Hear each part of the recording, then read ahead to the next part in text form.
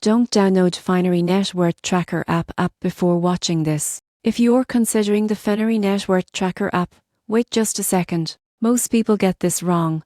While it's marketed as a comprehensive way to track your wealth, it has limitations that could affect how useful it really is for managing your finances. Finary is designed to consolidate all your financial accounts in one place, giving you an overview of your net worth. It can connect to bank accounts, investment portfolios, real estate, and even cryptocurrency. On paper, it sounds perfect, but the surprising truth is that integration can be inconsistent. Not all banks or investment platforms are supported, which can lead to incomplete or inaccurate tracking. Another point to consider is security. Finary uses standard encryption and read-only access for accounts, but some users feel uneasy about linking sensitive financial information to a third-party app.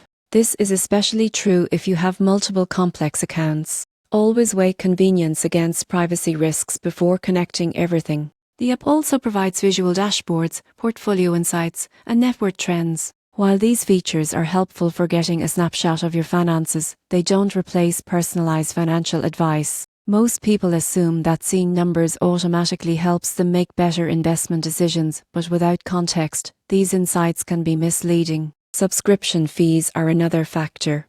Finary offers free access to basic tracking, but premium features such as deeper analytics, global asset tracking, and multi-currency support come with a monthly cost. It's important to decide if the added value justifies the price. In conclusion, don't download Finary expecting a full financial management or investment solution. It's best used as a high-level overview to visualize your net worth rather than a detailed tool for trading, tax planning, or portfolio optimization. If you understand its limitations and use it accordingly, it can be a helpful addition to your financial toolkit, but relying on it as your sole finance app would be a mistake.